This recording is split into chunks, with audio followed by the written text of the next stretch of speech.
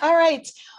So just as fair warning, we are recording this evening's presentation. We do have community members joining us online via Zoom, and the recording is then so that we're able to share this information with many, many more people who weren't able to be with us here this evening, but just want to make sure that everyone's aware of that. Okay. Welcome to the Traverse Area District Library, everyone. My name is Melissa McKenna, and I am the Department Head for Adult Services, which is up on the second floor here. So happy, we are so happy that you all are here this evening to join us for this evening's community conversations about workforce development and recovery services that are available for people to be able to help get their life back in order once they're on that road to recovery. Please remember that there are many resources available for everyone here in Grand Traverse County. We have a lot of those organizations here this evening, so hopefully you're able to connect with them either before the presentation or afterwards and get those resources that you or your family, friends, coworkers might need. So thank you so much again for being here this evening. I'd like to introduce our first speaker for this evening. Bob Cooney is a judge for the 86th District Court for Grand Traverse, Antrim, and Leelanau counties. He is also head of the Drug Treatment Court, and he's here to talk more about that and how employment is important to the court. Thank you so much.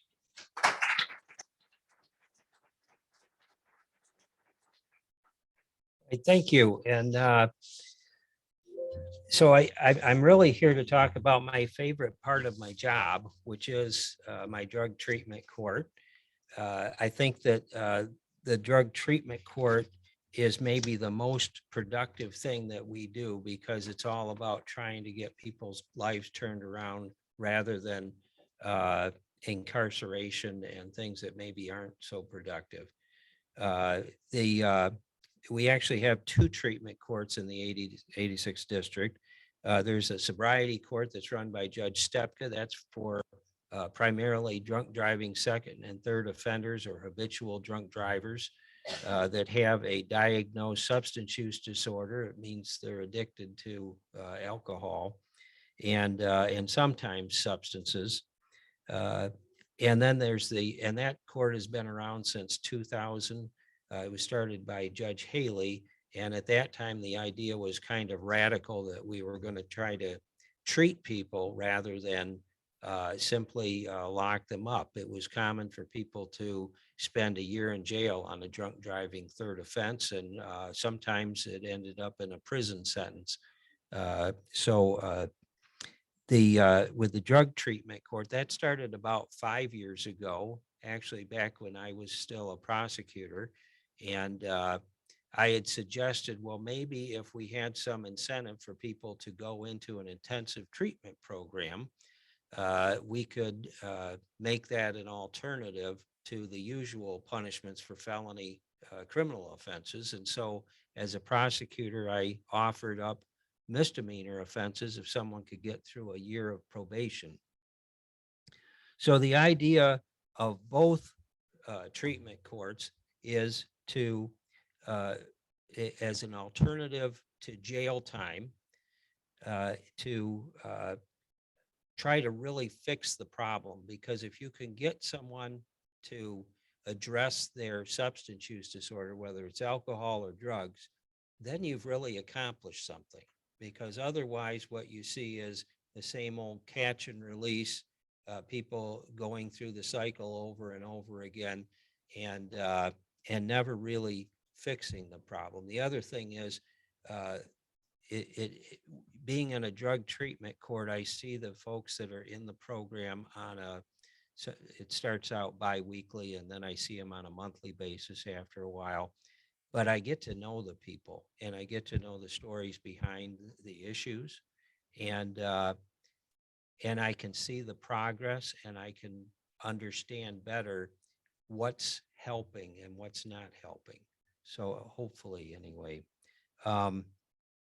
The population in my drug treatment court, they are all addicted to either opioids, methamphetamine, or prescription drugs. They are all at moderate to severe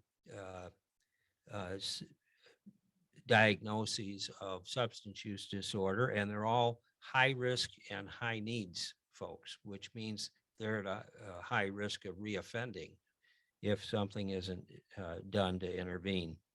The typical treatment program, most of the people I see come to me from a jail cell. They've been charged with a felony, and they are start out incarcerated. Now, they may bond out at some point. They may go to a treatment program even before I get to them. But most come to me from a jail cell.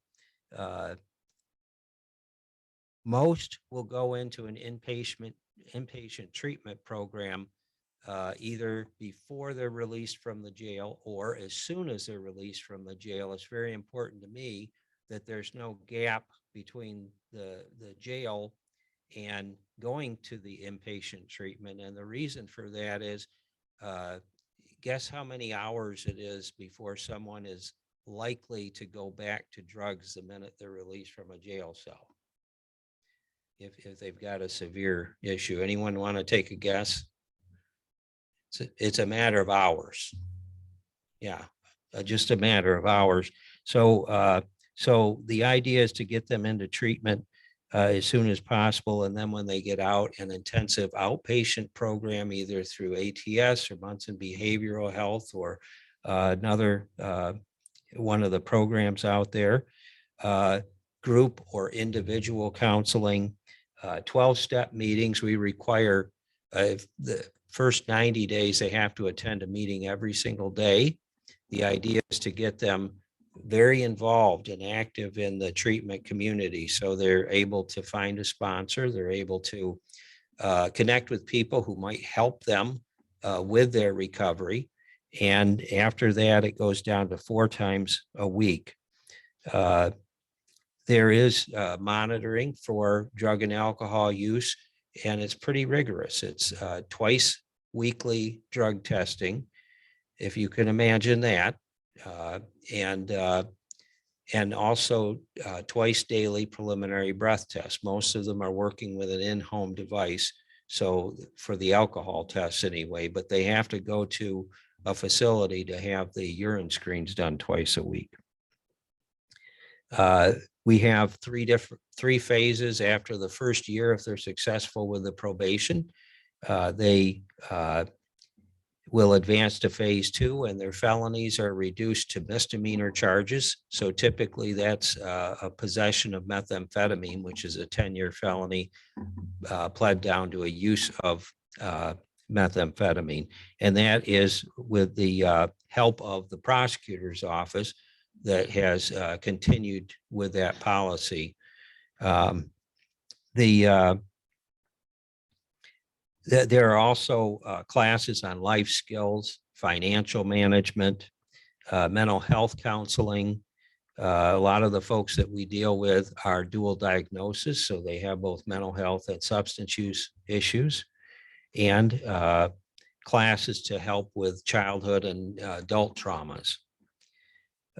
All the people in the drug court are required to obtain employment within a relatively short period of time. And if they don't, I start imposing community service work. That starts out with maybe a couple days per week, and we go up to 40 hours a week. And guess what? They want to be paid rather than working for free. So that's a pretty good incentive to get a full-time job. Although most of the time that is not an issue. Most of the people in my drug treatment court, they're anxious to get back to work. And that's the subject of this presentation tonight, is employment and the substance use disorder community.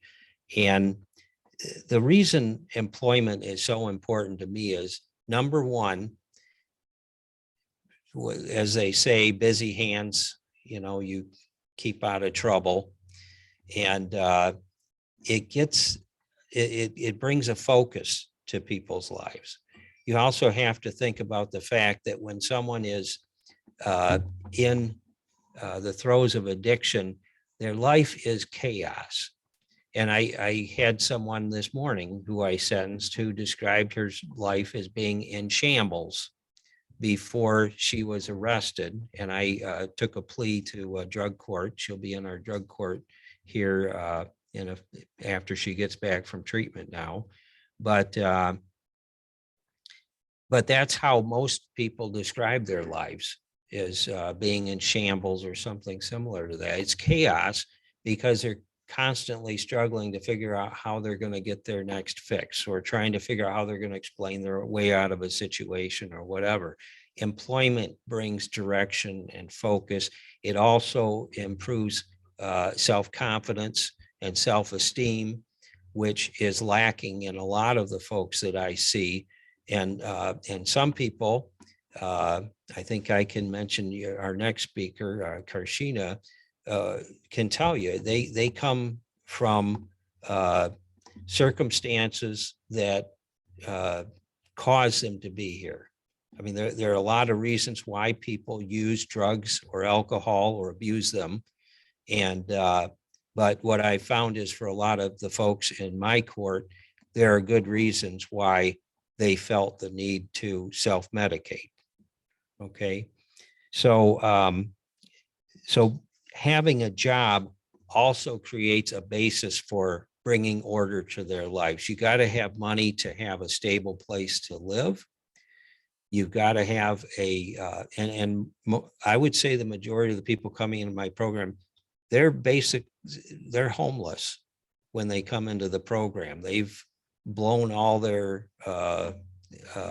graces with their relatives and friends, and they're at rock bottom. And so most of them are living at tea houses to begin with, partly because the court wants to make sure they're in a sober living environment, but also because they really don't have an alternative when they got out of treatment. So they're able to afford rent. They're able to put everything back in order. They're able to pay their court fines and costs, which it's about $1,650 is what the cost of the program is. And I don't mind imposing that, even though I know I'm dealing with some folks that are just trying to get on their feet again, because it gives them one thing that they have to work at to try to get paid off in that first year, and gives them an incentive to be careful with their money and all of those things. Like I said, some folks we have doing financial counseling because their life has gotten so chaotic and they need that extra help. So what I want to say to any employers out there is that please take a chance on someone who has a substance use disorder, because you may be saving that person's life, and because there are so many benefits to having a job and getting back on your feet. And it starts with that employment. And it doesn't just affect that one person.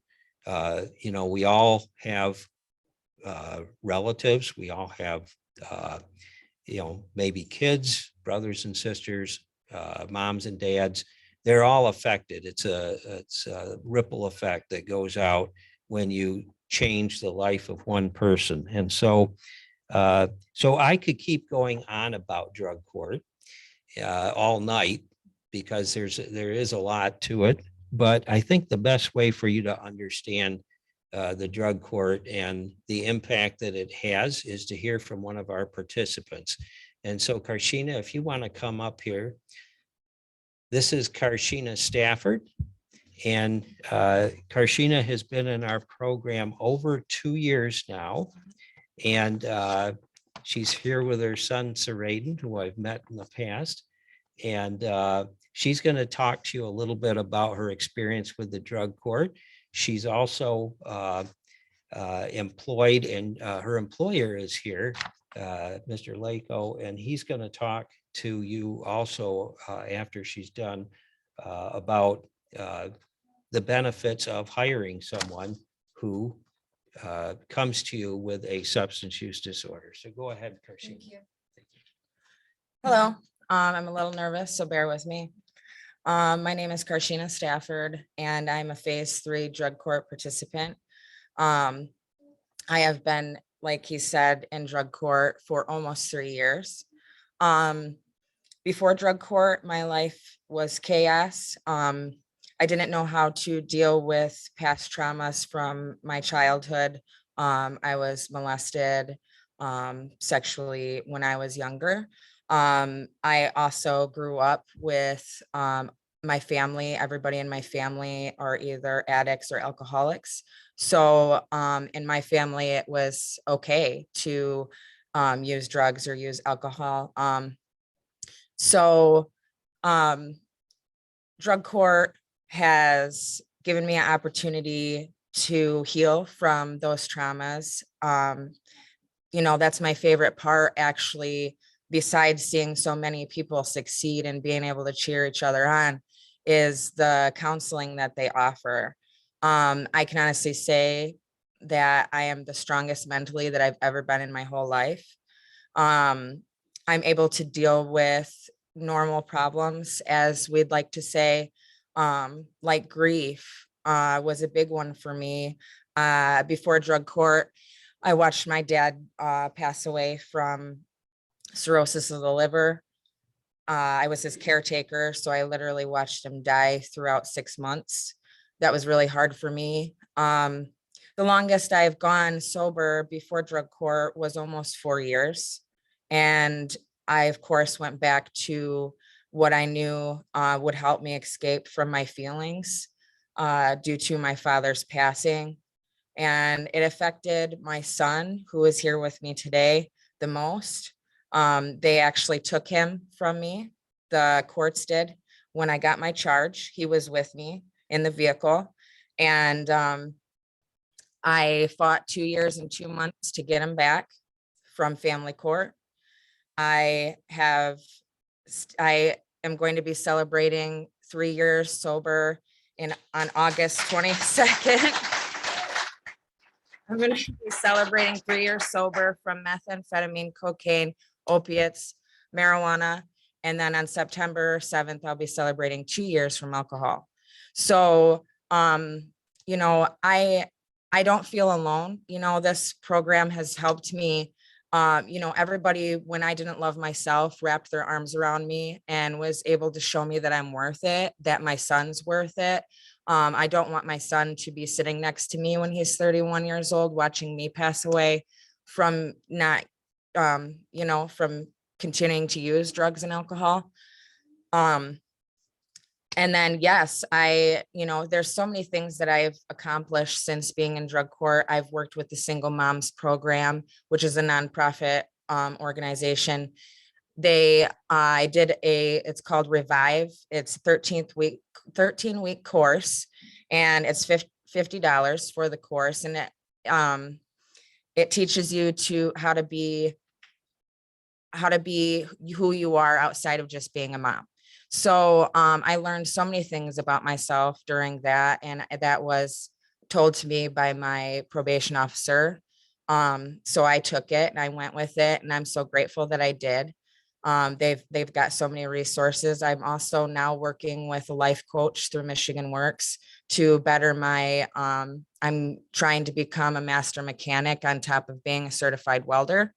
So, which will better my employment with my current employer. So I'll be able to work on the heavy machinery that I see some of the guys do, and I want to be able to do that. So, yeah, I'm really grateful for the opportunity I had to, turn my life around. I really needed the support that they offer. I'm really thankful that I didn't just get sentenced to jail because they looked at what I did, but they looked at why I did it. And, they really dug deep, and that's what's really important. And it's really beautiful to me. I've seen so many people succeed, and that's the best part. Like I say, watching all these people that have been hurt and, led in the wrong direction get better. And, like I said, it's just really, truly amazing. So, now I've been working with Century Sun, which is a metal treating facility, for almost a year. It'll be a year next month. I'm so grateful for this job, and I'm so grateful that in my interview, when they asked me, like, is there anything you want to say? I let them know right away. I was honest that I was in drug court, that I was a single mom, that sobriety is really important to me, how long I was sober at the time, and they gave me the opportunity to show them what a great employee I can be. So since getting that job, I've showed up to work every day. They understand, like, if my son calls, they know that, I have to go. So they're really understanding, and they are fully 100% family first. And that's amazing. They offer so many things like 401k and really good insurance, which I'm able to get my son braces that he needs. There's just so many things that have changed in my life. And, I owe it to the willingness on my part, but also the support that I've been offered through the drug court and through my employer.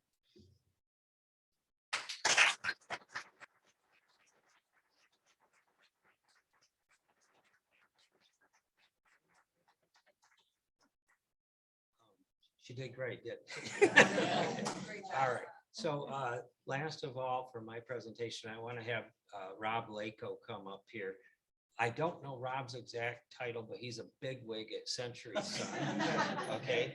And he's going to talk a little bit about having Karshina as employer, as an employee, and supporting people. He's my maintenance supervisor. I work for him. So that's who he is. Thank you, Judge Cooney, very much.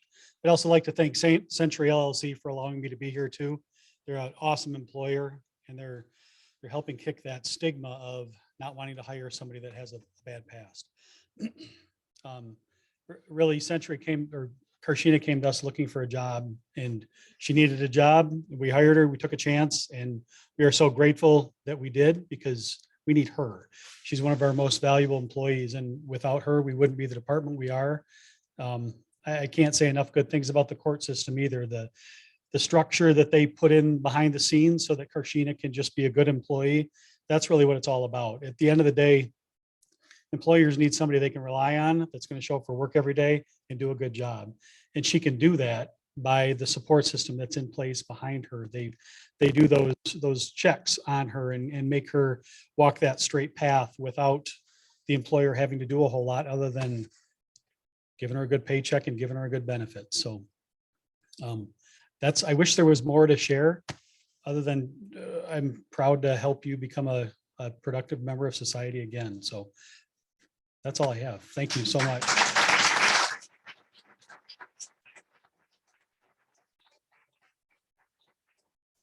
I'd like to give you an opportunity, Karshina, if you could come back up to ask any questions you might have for me about the drug court, or Karshina about the program, or Rob. Any questions? Okay. Oh, okay. Go ahead. I wonder if Century was the first company you approached, or if they were the first one who said, you know what, the past doesn't matter, we want you. They were the first one to accept me, yes, with my line of work, because I'm a certified welder. There's a lot of companies out there that looked at the felony before it was dropped down and said no. And all of the people that are in the drug court program, I don't know if we require it, but we pretty much require that they let the employer know what the circumstances are. And what I've found is that employers in this community, I gotta, give them a hand here, because they do seem to be willing to take a risk. Even though Karshina struggled, she did some waitressing jobs, I believe. But you were a cook, okay, before she was able to get her dream job, a welder. I think that's so cool, and getting her mechanics license as well. But they're all required to do that, and I think a lot of employers, it's hard to find someone who hasn't been touched by substance use disorder anymore. And so a lot of times I think it's finding the right employer who's willing to take that chance. And there was someone at Century Sun you interviewed with that got it. I don't know. Yes, I was approached after sharing that I was in drug court and that, I had so many years at that time of sobriety and how sobriety was very important to me. They came up to me after, and it's who I work with every day. He's my department leader for welding, who works under Rob. He is going to be celebrating 21 years of sobriety in August also. So if I didn't take the chance and tell them about me being in drug court and me working on my sobriety, I wouldn't have the supports I do there. There's actually quite a few people that are in sobriety at that company and have, 8, 9 years, and I'm able to talk to them about certain issues, and they're able to suggest some pretty good, ways to handle things, or, things like that. It's just a really good support system. Yeah, Nancy? I really have a question. I just want to tell you, you're a wonderful speaker. You are a complete inspiration. And I'm so happy for you. And I thank you for sharing and being here. I know you shared before at one of our fan forums, and you did an awesome job there as well. And I just want to tell you, you are such an inspiration to all of us. So I hope you have more opportunities to speak because you do a great job. Thank you very much. Thanks, Nancy. Try Any not other to cry. questions? Okay, thank you.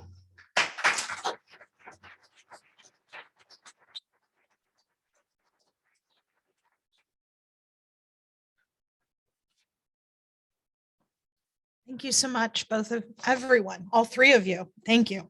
I'd like to now introduce Diane Culver. She is the Service Center Manager for Northwest Michigan Works. Northwest Michigan Works is a workforce development agency serving job seekers and employers in Northwest Lower Michigan. Thanks, Diane.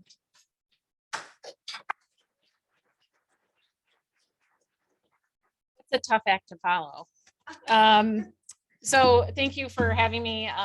What Michigan Works, yes, I am tall. What does Michigan Works do? Everybody thinks that we're the unemployment office, and we are completely the opposite. We assist job seekers and help employers through their workforce needs. And the topic I'm going to talk about tonight is very near and dear to my heart. We have a grant actually specifically to assist those that are suffering from SUD. It's an opioid grant. It is in combination with 2 other Michigan Works associations, Region 7B and Northeast Consortium. And it is collectively referred to as the Northern Michigan Opioid Workforce Alliance. And so what the grant does is a grant to help those that are suffering from SUD get back to work. We were awarded approximately $1.3 million between the 3 Michigan Works, and we are assisting those, like I said, who have been affected by the SUD. And the purpose is really to integrate participants back into the workforce. As Judge Cooney said, it is very important part of the recovery process. It gives people hope, it gives people purpose, and it's very important. And it is really to improve the negative economic impact that SUD has on our communities. And what part of the grant is our life coaches? So I have been very fortunate. I run the Traverse City and Petoskey Service Center. I have 4 life coaches.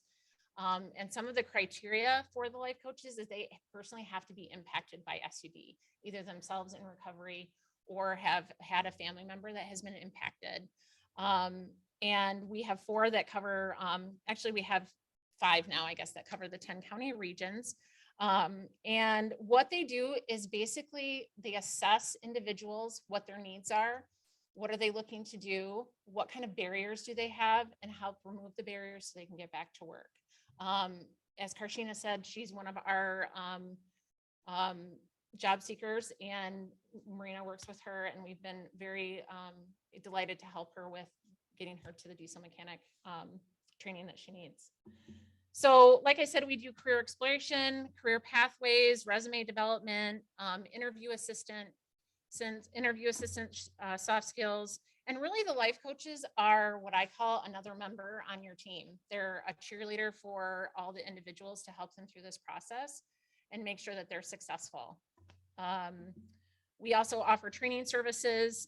We can do on-the-job training and apprenticeships. And I think that, and Christina can probably speak to this, is like I said, it's just another confidant to help them through that process.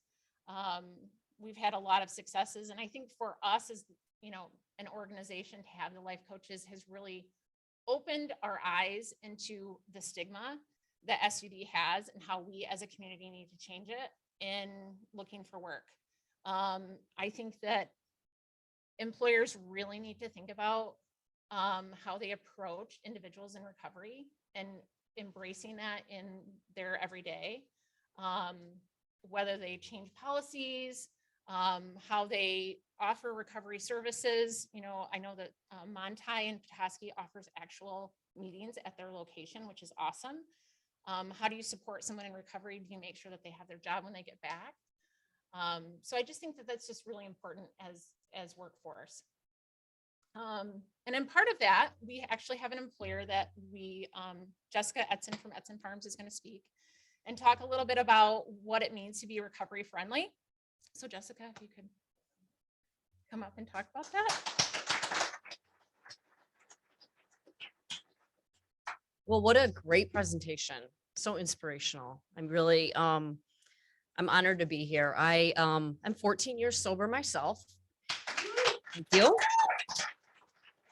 And I don't even think 5 years ago I could have been standing here and talking about this. So I really, really look up to you for being up here and speaking. There's a lot of stigma.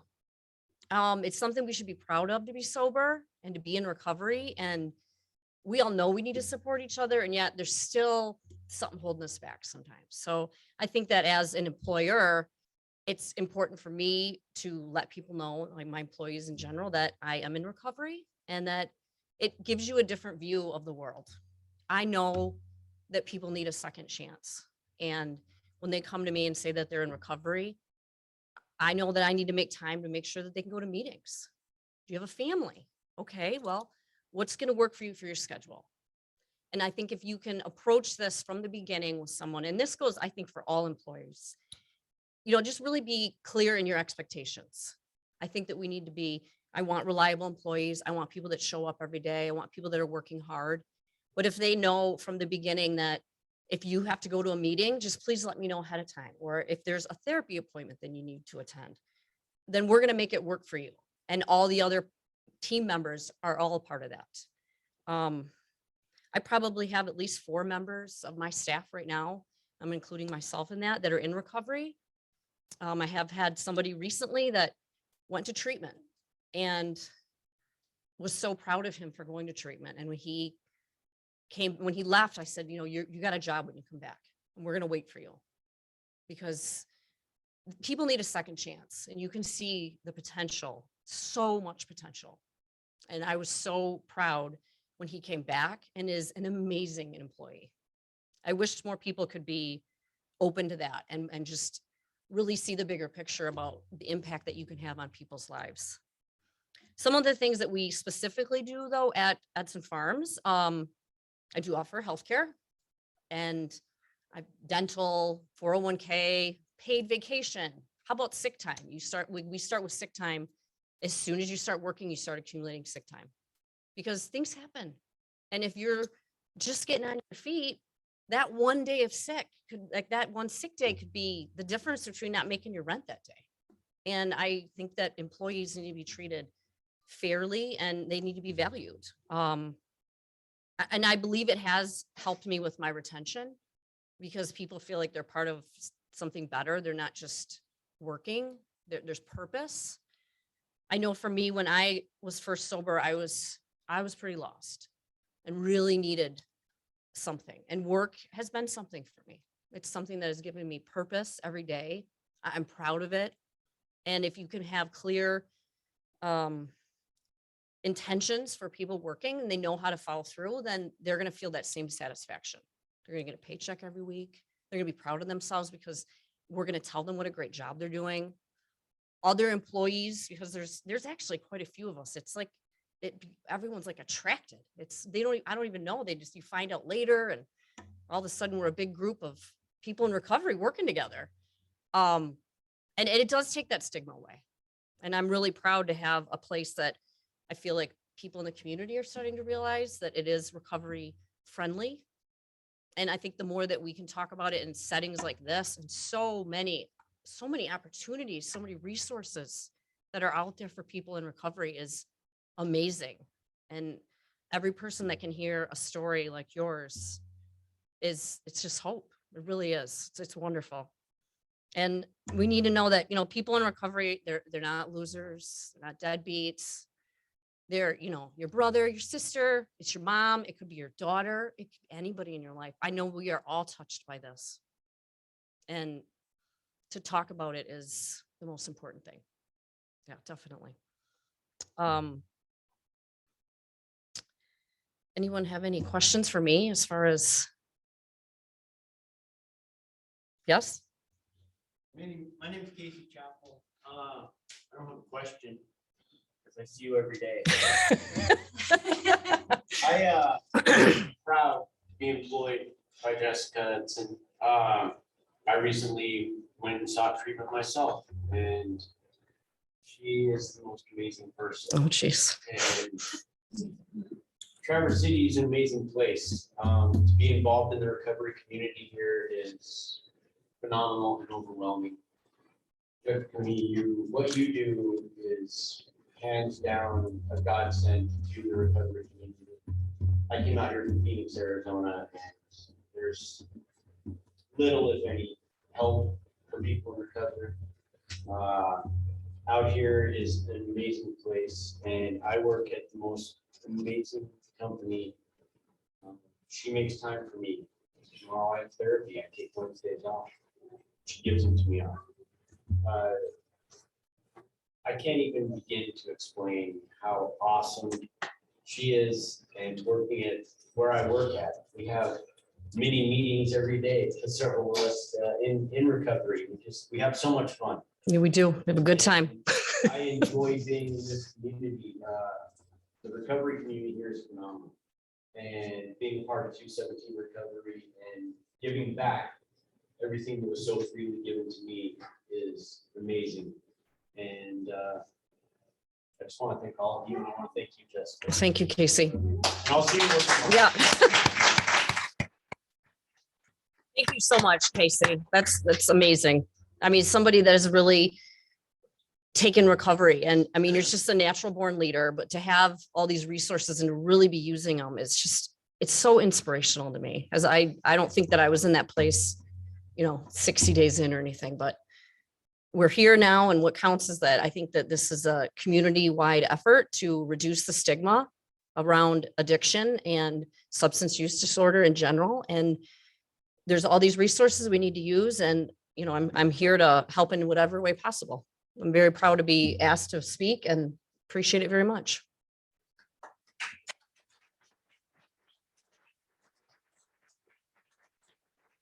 Thank you, Jessica. I just wanted to give you, I'm a statistical person. I like stats. And for those of you who aren't in the recovery community, 1 in 12 have suffer from SUD. So if you go to work and no one is, completely honest, open and honest, someone either isn't suffering from SUD or they're going to, be impacted by someone with SUD. Employers that embrace recovery receive the benefits financially. If you're a bottom line person, they can save the company an average of $536 a year in healthcare utilization costs if they seek recovery and treatment. They save their employer up to $4,000 in turnover costs. If anybody can see, everybody is hiring. So retention and treating your employees well matters, and it does affect your bottom line. And if you are open to supporting recovery, you can save up to $8,400 a year in lost productivity.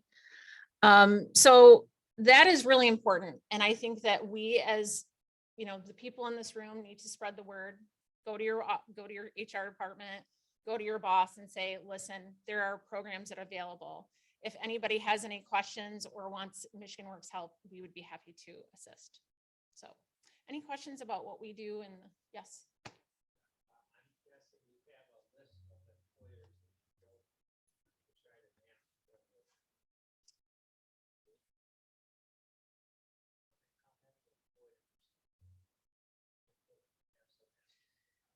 I don't have a specific number. We're trying to get the word out. We do have a great community, but it's been a little bit more difficult than we thought. I was really surprised at the stigma that's around recovery. So we're trying. Marina has done a fantastic job. She's one of my life coaches on compiling a list. So how many would you say we have right now on that list? In About in the last 2 months, we probably have close to 30. Okay, We yeah. really try to contact between 2 and 4 a week, but sometimes it's multiple conversations with HR departments or with managers or with staff, or seeing if they need certain trainings or if they need what it's going to take for them to make that leap. Yeah.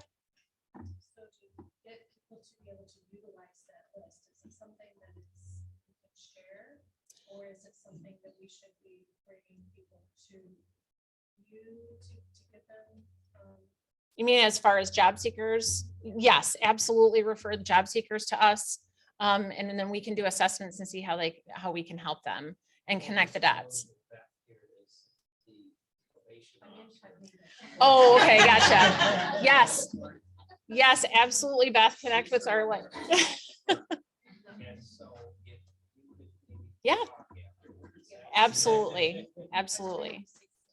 Yeah, it's important for us to be, the first process of dealing, of intake is assessing someone's needs, right? And our life coaches really have done a great job in compiling resources and being able to assess what the person's needs are. I mean, we have limited funding, obviously, and limited things that we can do, but just a ton of resources. So then they assess them and determine what their needs are. It might be getting a driver's license. That might be number one. It might be, how to get them resources to get housing.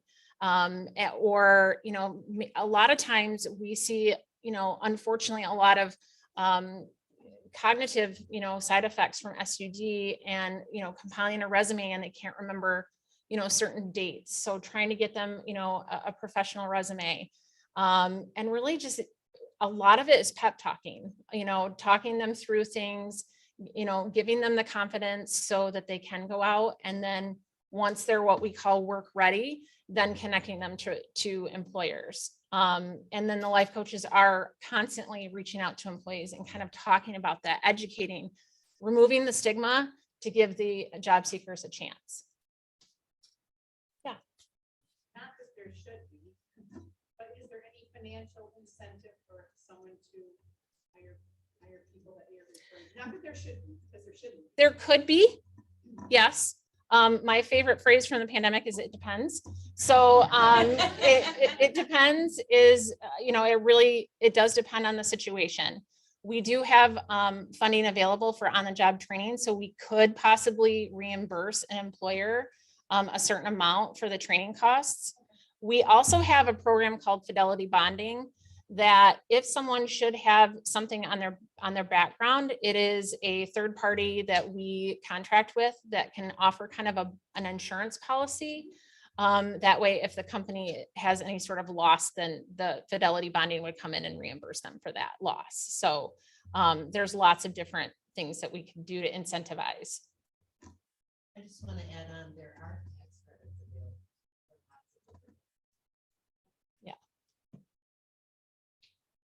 Anything else that I can answer? Well, thank you very much, Melissa. Appreciate it. Thank you.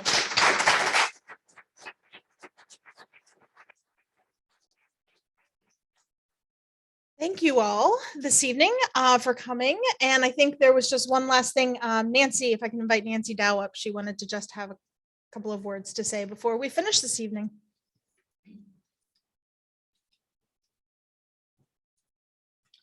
I just wanted to thank everybody first and foremost for coming tonight.